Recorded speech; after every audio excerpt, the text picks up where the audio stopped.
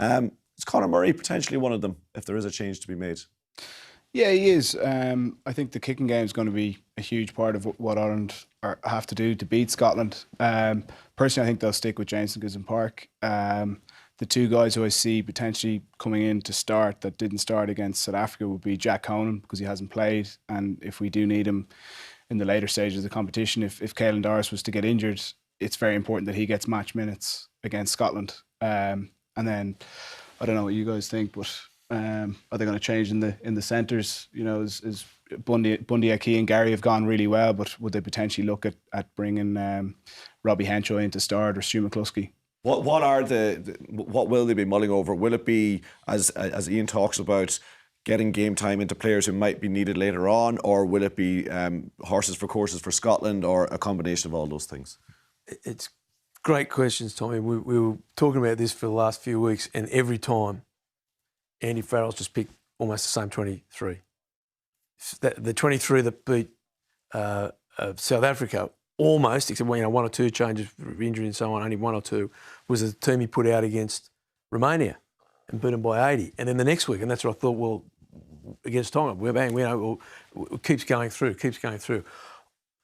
So I think if I'm looking at what Andy Farrell is, so past behaviour is the best predictor of future behaviour, I think it's going to be very, very close to the same 23. And I think you'll leave Bundy there.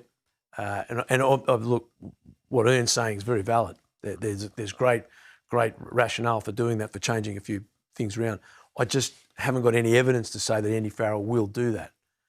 We could make some arguments for a number of players. Even players of Conan and Sheehan's standing? I think Sheehan, I think the 23 might change. I think Sheehan might start and Kelleher might come to the bench. Yes, I think that might happen. Will he take Baird out and put Conan onto the bench? I think that's the question where it goes from there. But I think Jamison Gibson Park will stay, and the rest of that guts will say Sexton will start. Bundy Aki's a player of the tournament right now. I think he'll stay. Gary played much better the last game. And I'm not speaking against him, because I believe that makes a lot of sense. But I just predicting what Farrell will do, I think it's going to be very, very similar. Andrew? I think it's less clear what Ireland's strongest 15 is now than it was a while back. I think there's a lot more strength and depth there. Sheehan could start. Him or Kelleher is kind of 6-1. Obviously, Sheehan, you want to get more minutes into his legs. Conan, I think, is one where Andy Farrell's put a lot of faith in him and been patient with him. I think it's time for Conan to repay that faith. Yeah. And he needs to start and get a big game under his belt, and then he's right in the mix there. Henshaw as well has just been biding his time. He was unlucky, he pulled out just before the Tonga game, was it? I think there's a couple of guys that you could put in there and it wouldn't weaken the side. I think it's a toss of a coin between a few guys. Now, granted, Bundy's playing out of his skin at the minute, to be fair. Best football I've seen him play. And Ringrose, Gary's flying. And the second, like a couple of weeks ago, people were saying, I haven't seen the best of Gary Ringrose.